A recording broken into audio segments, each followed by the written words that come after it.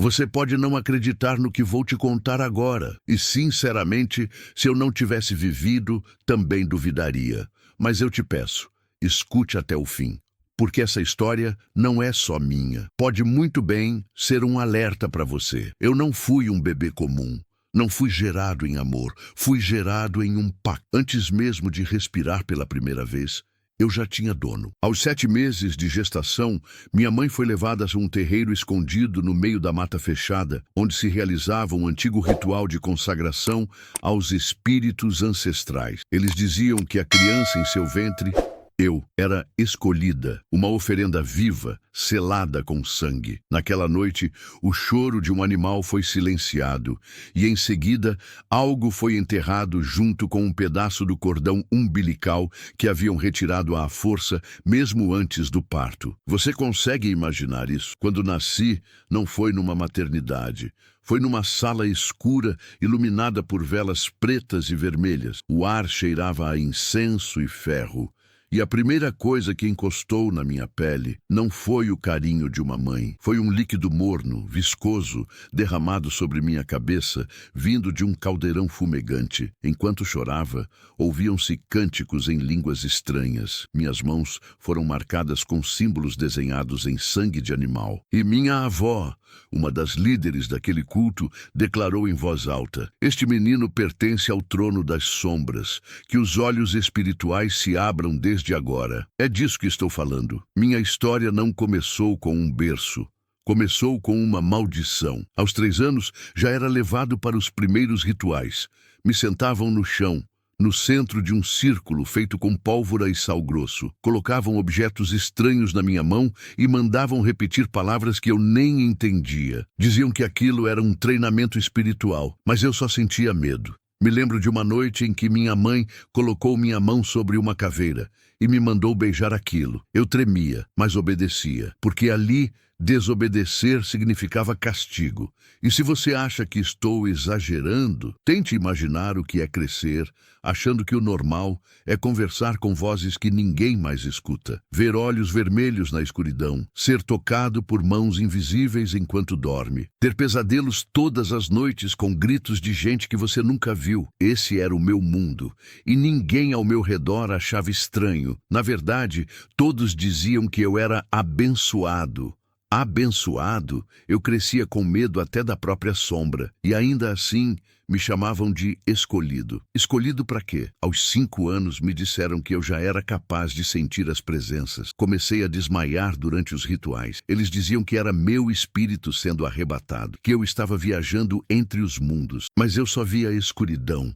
E figuras monstruosas me observando, de perto, tão perto, que eu podia sentir o cheiro podre da respiração delas no meu rosto. Meu nome, Elias Munene, foi dado por um espírito guia que apareceu para minha mãe em sonho. Significa o mensageiro entre os 2 mundos. E por muitos anos eu acreditei que esse era mesmo o meu destino: servir as trevas. Obedecer sem questionar, ser instrumento do que destruía, enganava, matava. Só que no fundo, mesmo pequeno, mesmo sendo doutrinado, algo em mim gritava que aquilo não era certo. Mas eu aprendi cedo a calar essa voz, porque naquele mundo, silêncio era sobrevivência. Você já se perguntou o que acontece com uma criança que cresce cercada por demônios, mas é ensinada a chamá-los de guias?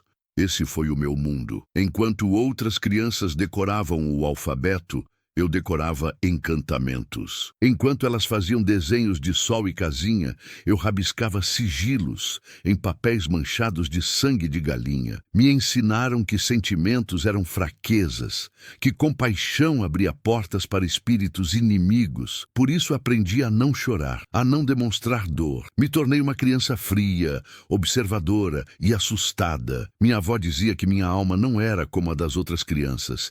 Ela chamava meu espírito de anel de ligação, uma ponte viva entre o mundo dos homens e o plano dos espíritos. E por isso, eu precisava ser moldado desde cedo. Isso significava uma coisa: rituais. Muitos rituais. Aos 6 anos, participei de um que jamais esqueci. Fomos levados a uma clareira no meio da floresta, numa noite escura, onde nem a lua ousava aparecer. Lá, Colocaram uma vela acesa em cada canto, formando um quadrado, e me colocaram no centro. Me disseram que eu precisava provar que era forte o suficiente para continuar. Um homem velho, de túnica, se aproximou com uma faca na mão. Fez um corte superficial no meu peito. Eu tremia. A dor ardia, mas ninguém veio me consolar. Eles aplaudiram. Em seguida, um pássaro preto foi sacrificado sobre uma tigela. Misturaram o sangue com terra e passaram em meu rosto. Ali, me declararam filho selado. Segundo eles, a partir daquela noite, nenhum espírito se recusaria a me ouvir. E eu acreditei. Voltei para casa em silêncio, com a camisa manchada. Deitei no chão, onde eu dormia, e fiquei encarando o teto por horas. Não chorei. Porque eu sabia que se chorasse, alguém diria que eu estava abrindo brechas para espíritos fracos. Ninguém via o pânico dentro de mim, mas ele estava lá, silencioso e cada vez maior. Com o passar dos anos, os rituais foram ficando mais pesados, animais maiores, horários mais bizarros, jejuns que não eram para Deus, mas para abrir portais. E eu, cada vez mais vazio. As pessoas vinham até mim como se eu fosse especial. Me perguntavam coisas, pediam ajuda. Eu tinha só 9 anos e já era tratado como sacerdote, mas dentro de mim eu era só uma criança assustada, sufocada pela escuridão e com medo de dizer que não queria mais. Uma vez, durante um ritual, vi algo que me marcou. Um homem chorava enquanto entregava a foto da própria esposa. Ele dizia que ela estava traindo ele e queria que ela adoecesse. Meu avô olhou para mim e disse: "Esse é seu teste, Elias. Faça o trabalho." Eu tremia, mas obedeci. Peguei a foto, coloquei sobre um prato com sangue de bode e repeti as palavras que me ensinaram. No dia seguinte, o homem voltou com um sorriso no rosto. Disse que a mulher havia sido internada com dores inexplicáveis. E eu senti um enjoo tão forte que vomitei antes mesmo de sair do terreiro. Mas ninguém ligou. Me deram um pano e mandaram limpar. Aquilo foi o início de uma culpa que me perseguiria por anos. E é importante que você entenda uma coisa. Eu não fazia isso por maldade. Eu fazia porque acreditava que era o certo, porque era a única realidade que conhecia. Nunca tive infância, nunca tive boneco, nunca fui à escola regularmente, nunca tive um "eu te amo". Minha vida era feita de sombras, velas pretas e promessas vazias de poder. E quanto mais eu obedecia, mais os espíritos me visitavam. Eram vozes, presenças no quarto, objetos que se moviam sozinhos. Dormir se tornava cada vez mais impossível. Aos 10 anos, já não me assustava com vultos. Me assustava com o silêncio. Porque eu sabia que quando ficava tudo calmo demais, era porque algo pior estava prestes a acontecer. Com 12 anos, minha fama já havia ultrapassado os muros da vila. Começaram a me chamar de aquele que enxerga os dois lados. Gente de fora vinha me ver. Homens de terno, mulheres elegantes, ricos, desesperados, políticos, empresários, todos me buscavam. Queriam respostas, soluções, atalhos. E eu oferecia. Tudo o que eu fazia, desde os meus primeiros rituais, era supervisionado pelos mais velhos. Mas agora era diferente. Agora eu era quem liderava. Me sentavam diante de velas altas, incensos de cheiro adocicado, com os olhos vendados. Colocavam objetos pessoais das pessoas nas minhas mãos e diziam: "Veja o que os espíritos mostram." E eu via imagens nítidas, segredos, detalhes que só quem vive com demônios conseguiria descobrir. Muitos se assustavam com o que eu dizia. Outros saíam sorrindo, achando que tinham conquistado alguma vantagem sobre o mundo. Mal sabiam eles que toda dádiva que as trevas oferecem tem espinhos invisíveis. Mas naquela época eu não questionava. Na verdade, eu gostava. Porque pela primeira vez eu era alguém. Eu era ouvido, temido, respeitado. As pessoas abaixavam a cabeça quando eu passava. Me chamavam de mestre. Crianças eram proibidas de me encarar nos olhos. E o pior, eu comecei a gostar daquele poder. Com 14 anos, fui apresentado a um grupo secreto. Uma seita que misturava rituais africanos com magia europeia. Ali, fui ungido com um óleo grosso, escuro como piche, que queimava a pele. Fiquei 3 dias sem comer nem beber, trancado num porão. Diziam que era a preparação final, que meu espírito precisava morrer para renascer como comandante. E quando saí daquele lugar, algo em mim realmente havia morrido. A compaixão, a culpa, o medo. Não sentia mais nada. A partir dali, minha atuação se intensificou. Já não atendia apenas quem queria trazer o amor de volta ou afastar um inimigo. Eu era procurado por gente que queria matar, literalmente. E o mais bizarro é que eu fazia, sem pensar, sem piscar. Uma vez um homem chegou com olhos vidrados, me entregou uma foto de sua enteada e disse: "Ela me atrapalha. Quero ela fora." Eu apenas balancei a cabeça, fiz o ritual, usei ossos, usei fogo, usei palavras que nem eu entendia mais. 2 meses depois, a menina foi atropelada. Morreu no ato. O homem me pagou o triplo do combinado. E eu gastei tudo em uma noite, como quem tenta comprar silêncio para a consciência. Mas não adiantava, porque toda noite os rostos voltavam, cada um deles, me olhando como se perguntassem por quê. E mesmo assim, eu seguia, porque já não sabia parar. O poder é uma droga mais viciante que qualquer outra. E eu estava completamente viciado. As casas que eu frequentava eram luxuosas. Comia do bom e do melhor. Recebia presentes, convites, aplausos. Mas quando deitava minha cabeça no travesseiro, era só eu e o vazio. Nenhuma medalha de ouro preenchia meu peito. Nenhum perfume de grife disfarçava o cheiro do enxofre que me cercava. Eu era rei num trono feito de lama. E por mais que os outros me vissem como um comandante, um escolhido, um mestre, por dentro eu estava me despedaçando, porque todo reino construído sobre trevas, mais cedo ou mais tarde, desmorona. E o meu já começava a ruir. Eu pensei que já tinha visto de tudo. Pensei que meu coração já estava duro o bastante para não sentir mais nada. Mas foi naquela noite que eu descobri o quanto ainda podia descer. A encomenda veio como as outras. Um homem, bem vestido, sotaque estrangeiro, olhos vazios. Ele entrou no terreiro, me entregou um envelope com fotos e disse apenas: "Preciso que ela desapareça. Ela sabe demais." A mulher nas fotos parecia ter pouco mais de 30 anos, olhos cansados, um bebê no colo. Hesitei por um instante. Aquilo não era uma disputa amorosa, nem uma briga por herança.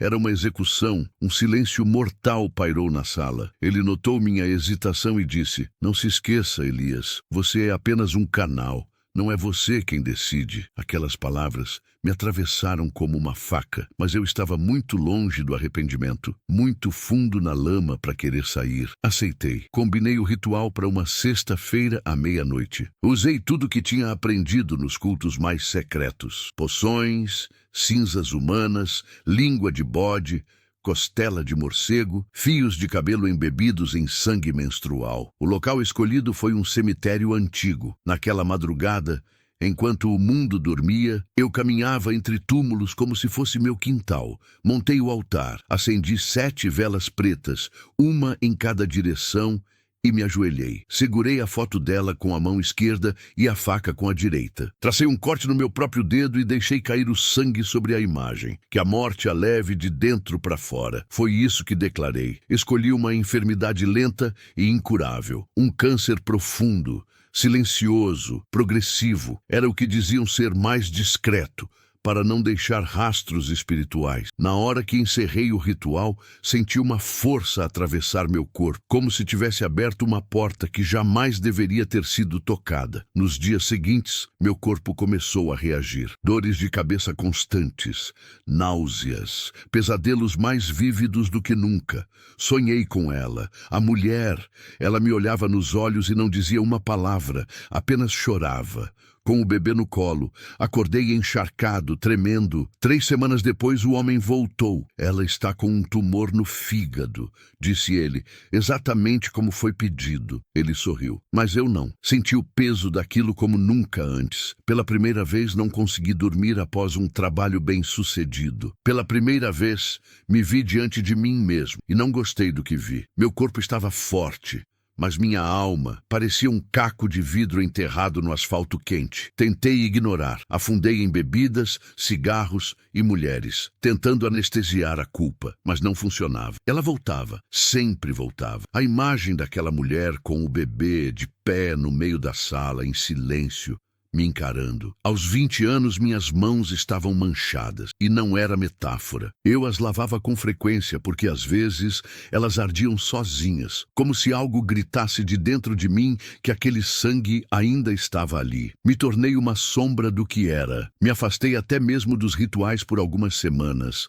Fingia estar doente, fingia estar em jejum, mas era medo, era vergonha, era a consciência, aquele velho inimigo começando a sussurrar de novo. E eu, pela primeira vez, quis fugir. Mas como? Como fugir de um pacto selado com sangue? Como fugir de um trono que foi construído sobre o meu próprio nome? Eu já não sabia mais onde terminava Elias e onde começava a escuridão. Tudo mudou naquela noite. Era uma terça-feira. Me lembro porque o céu estava limpo demais, sem nuvens, sem vento, como se o mundo tivesse segurado o fôlego, esperando algo acontecer. Eu estava sozinho em casa, as luzes apagadas, o cheiro de incenso ainda impregnado nas paredes. Havia bebido, fumado e tentado esquecer, mas o silêncio era ensurdecedor. Deitei no chão frio do salão onde fazíamos os rituais. Fiquei olhando para o teto, sentindo a cabeça pesar. E então escutei. Não era uma voz, era um arranhar, um som áspero, vindo das paredes, como se unhas percorressem a superfície por dentro. Primeiro leve, depois mais forte. Levantei assustado. Achei que fosse um rato, mas então a porta se trancou sozinha. Um vento gelado invadiu o cômodo, mesmo com todas as janelas fechadas. E ali, no centro da sala, diante do altar que eu mesmo havia construído, uma sombra começou a se formar. Não tinha forma definida. Era densa, pesada, como fumaça viva. Meus pés travaram. O ar ficou denso. A sombra avançou. E foi aí que eu ouvi: "Você pensa que pode parar?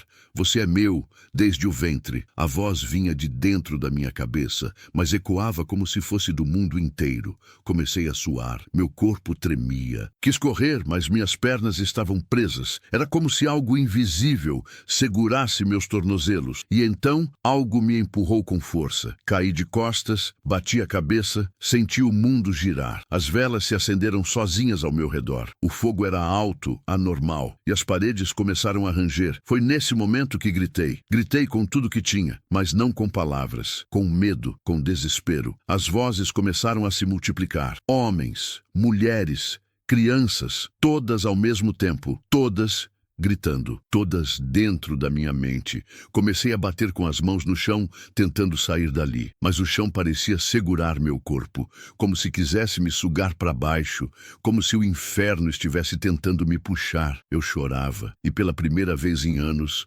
eu não chorei em silêncio.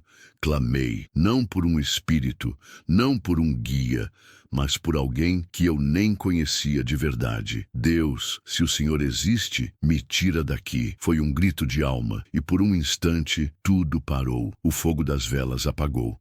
O vento cessou, as vozes sumiram, só ficou o meu choro, pesado, rouco, real. Deitei no chão, exausto, tremendo, respirando como quem sobreviveu a um afogamento.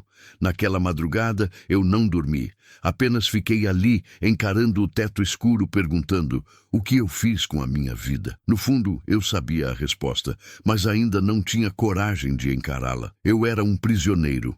E aquela noite foi a primeira vez que eu percebi que minha cela não tinha trancas. Tinha correntes invisíveis, cravadas na alma. Depois daquela noite, alguma coisa começou a mudar. Não foi de repente. Não foi com luz brilhando no teto, nem com anjos cantando. Foi sutil, mas intenso, como se uma rachadura tivesse se aberto dentro do meu peito e a luz estivesse tentando entrar. Nos dias seguintes, tentei seguir a rotina. Atendi pessoas, realizei rituais, falei com espíritos, mas algo estava diferente. O ambiente não respondia como antes.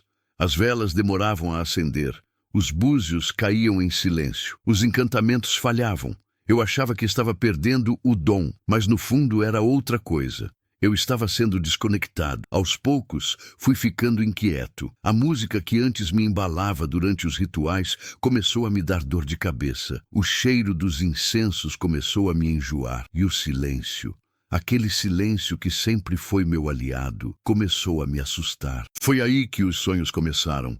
No primeiro eu estava numa floresta escura, como tantas outras vezes, mas no fundo das árvores havia uma luz, forte, limpa, como fogo branco, e uma voz, calma, firme, que dizia: volta, ainda dá tempo. Acordei ofegante, como se tivesse corrido por quilômetros. Na noite seguinte, sonhei de novo. Dessa vez, estava no alto de uma colina, e abaixo via todos os rostos das pessoas que eu havia prejudicado. Homens, mulheres, crianças, me olhavam e diziam nada. Mas ao fundo, a mesma voz: eu te conheço pelo nome. Era como se aquela voz rasgasse as camadas que me protegiam. Me fazia lembrar quem eu era antes de tudo.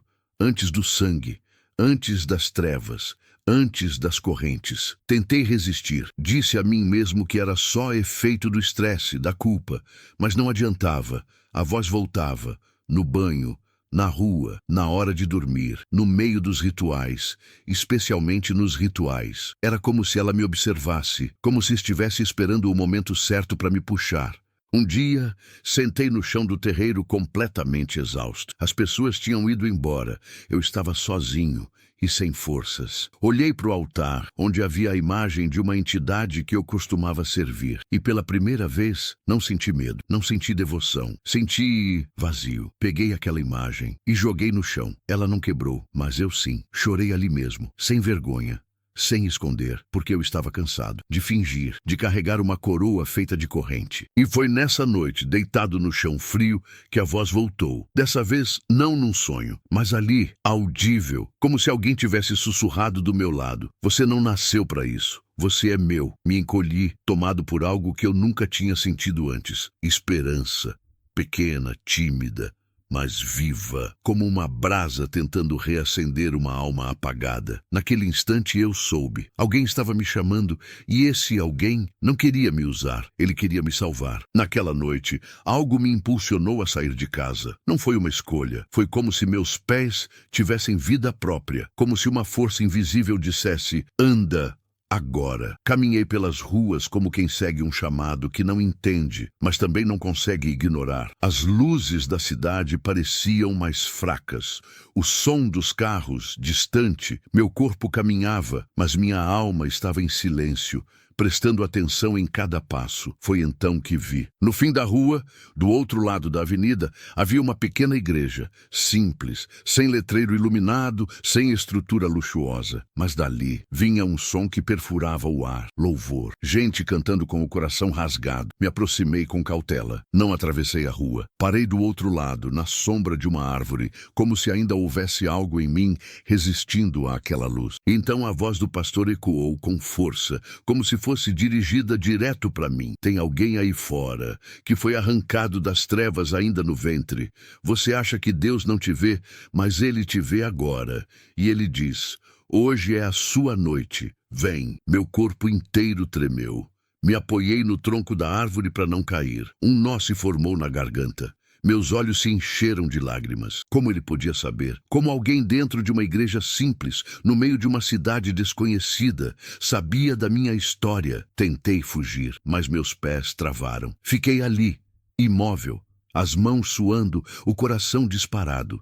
E, de repente, o meu estômago começou a revirar. Tive que me abaixar. O enjoo era tão forte que parecia que algo dentro de mim estava tentando sair. Vomitei, mas não era um vômito comum. Saiu de mim uma massa escura, densa, cheia de fios de cabelo, pedaços de cera e algo que parecia ossos quebrados. O cheiro era insuportável, como se o inferno tivesse aberto uma brecha só para me lembrar de onde eu vinha. Caí de joelhos. Ali mesmo, na calçada, a cabeça baixa, as lágrimas misturadas ao suor e à sujeira. Foi então que ouvi passos se aproximando. Levantei os olhos com dificuldade e vi o pastor vindo na minha direção. Ele atravessou a rua, sem dizer uma palavra. Parou diante de mim, colocou a mão no meu ombro e disse: você não precisa mais se esconder. Deus já está aqui. Eu chorei como uma criança. Solucei alto, sem vergonha, sem medo. Ajoelhei no meio da rua, cercado pela noite e pela misericórdia. O pastor começou a orar, ali mesmo, sem microfone, sem holofote, só ele eu e o céu se abrindo. Em nome de Jesus Cristo, toda a força das trevas que ainda habita neste homem, solte agora. Ele não pertence mais ao reino da escuridão. Ele é propriedade do Altíssimo. Enquanto ele orava, meu corpo se contorcia, senti dores nos ossos, tive espasmos. Era como se o inferno estivesse tentando me puxar de volta com garras afiadas. Mas havia algo diferente naquela oração. Ela não vinha de um lugar de domínio, ela vinha de amor, de autoridade celestial, e os gritos que ecoavam dentro de mim começaram a silenciar, um a um, até que tudo ficou em paz. Quando abri os olhos, o pastor ainda estava ali, me olhando, com olhos firmes, mas cheios de ternura. Ele disse: "Bem-vindo de volta." Naquele momento eu soube. A guerra ainda não tinha terminado, mas eu não estava mais lutando sozinho.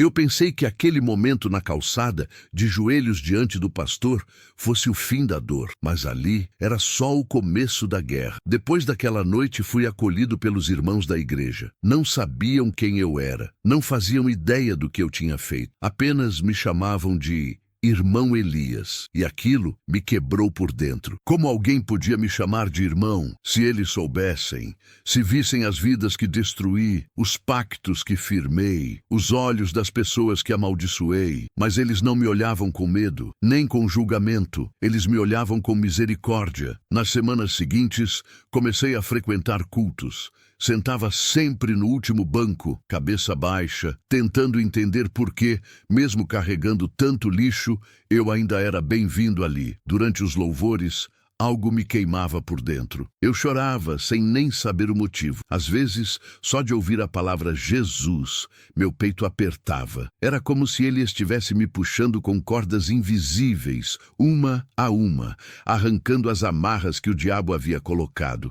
Mas o inferno não entrega fácil. Começaram os pesadelos, intensos, reais. Era como se eu voltasse aos lugares dos rituais, como se os demônios me arrastassem de novo. Certa madrugada, acordei com o corpo travado. Não conseguia me mexer. Senti uma presença escura no quarto, uma sombra no canto, observando. Tentei falar, mas a boca não abria. Tentei gritar o nome de Jesus, mas só o pensamento saiu. Foi o suficiente. A sombra desapareceu e eu caí da cama, chorando. Naquela manhã, fui até o pastor. Contei tudo. Pela primeira vez, falei tudo. Os pactos, os rituais, as mortes. Ele ouviu em silêncio. E quando terminei, disse algo que eu nunca tinha escutado. Você foi perdoado, mas agora precisa ser liberto. Começamos um processo de oração e jejum. Todas as noites, às 21h, ele e mais 2 irmãos oravam comigo. E foi nesse período que a batalha espiritual chegou ao auge. Durante uma dessas orações, enquanto ele impunha as mãos sobre mim e dizia: Espírito Santo, entra onde o diabo fez morada. Eu senti meu corpo se dobrar. Era como se uma força quisesse me partir ao meio.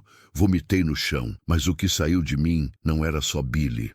Era uma massa escura, densa, como piche, com fios de cabelo e pequenos pedaços de ferro retorcido. O cheiro era insuportável. Os irmãos choravam enquanto oravam. O pastor dizia: está saindo, ele está sendo limpo. Senti meu peito arder. Minhas costas formigavam, e por um segundo achei que ia morrer ali mesmo. Mas então veio a paz. Não era uma paz comum. Era como se todo o peso de anos tivesse sido arrancado de uma vez. Caí no chão, molhado de suor e lágrimas, mas leve. Pela primeira vez em toda a minha existência, eu me senti livre. Naquela noite, enquanto caminhava para casa, olhei para o céu. As estrelas brilhavam com uma nitidez que eu nunca tinha notado. E no silêncio da rua vazia, disse em voz baixa: Obrigado, Jesus, por não ter desistido de mim. E ali, sob aquele céu aberto, entendi que a escuridão que me cercou por tanto tempo não era mais meu lar. Eu achava que, depois daquela noite de libertação, tudo ficaria mais fácil. Mas o inferno tem memória, e ele odeia perder o que considerava dele. Na terceira noite após aquele culto em que vomitei o mal, dormi sentindo uma paz que nunca havia experimentado antes. Meu corpo estava leve, minha mente silenciosa. Deitei, orei baixinho. e adormeci. Mas o que aconteceu naquela madrugada foi a noite mais longa da minha vida. Sonhei que estava em um campo seco, rachado, como se a terra tivesse sido queimada por dentro. O céu era cinza, pesado. E no meio daquele deserto, eu estava de pé, sozinho. De repente, uma sombra enorme se formou à minha frente, alta, densa e com olhos como brasas vivas.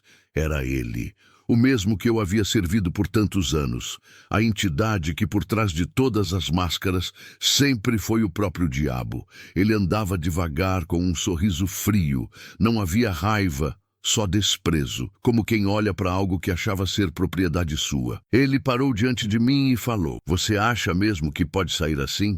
Depois de tudo que me entregou, depois de tudo que fizemos juntos?" Com um gesto, ele estendeu o braço e o chão diante de mim se abriu. Era como uma tela viva. Começaram a surgir cenas, cada uma delas uma ferida. Vi o rosto daquela mulher que amaldiçoei com câncer. Vi a criança atropelada.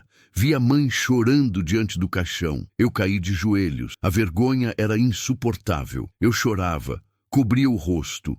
Mas ele continuava: "Você acha que o céu te quer, Elias? Você acha que alguém como você pode ser lavado? Você é meu, sempre foi." Ele começou a rir, um riso que atravessava os ossos.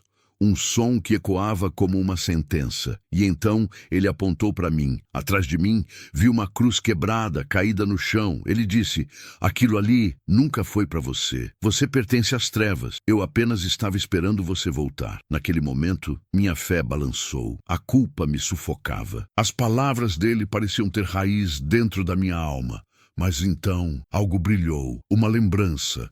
A voz do pastor orando, a palavra dita na calçada: "Você não pertence mais ao reino da escuridão." Fechei os olhos no sonho e murmurei: "Jesus, se o Senhor ainda está comigo, me salva mais uma vez." O diabo avançou, gritou, tentou me agarrar, mas a luz explodiu do céu, forte, pura, branca. A sombra se desfez em um grito, o chão se fechou, o cenário se desintegrou, e eu acordei.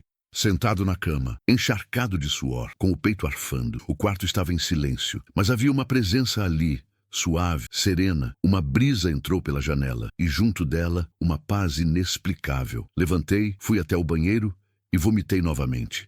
Sim, outra vez. Mas dessa vez, o que saiu foi ainda mais bizarro.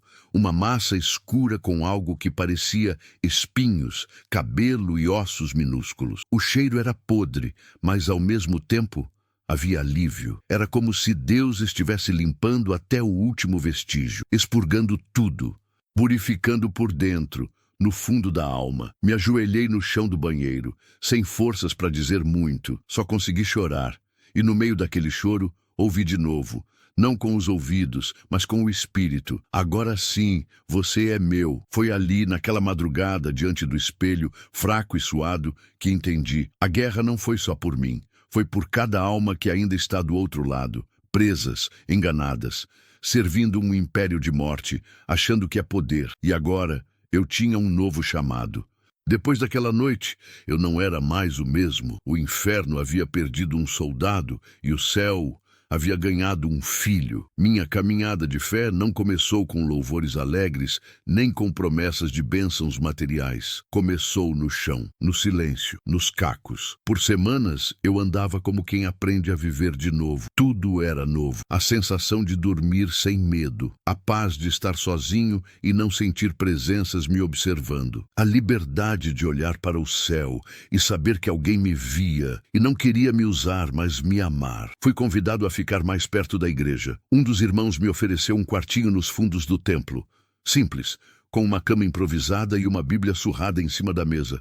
Para mim, era um palácio. Comecei a servir, limpava o salão, preparava as cadeiras. Ninguém sabia quem eu era, mas cada gesto, cada pano que eu passava no chão, era como se eu limpasse também a sujeira da minha alma. Um dia, durante uma oração no culto, ouvi nitidamente: "Elias, você foi arrancado das trevas para libertar os que ainda estão lá." E eu entendi: o que vivi não foi só sobre mim, foi sobre todos aqueles que ainda estão presos, enganados, seduzidos por promessas que custam a alma. Gente que hoje está com um pé na escuridão, achando que é luz. Gente que se envolve com magia, achando que está no controle. Gente que, como eu um dia, acredita que tem poder quando na verdade é escrava. Desde então, minha missão ficou clara.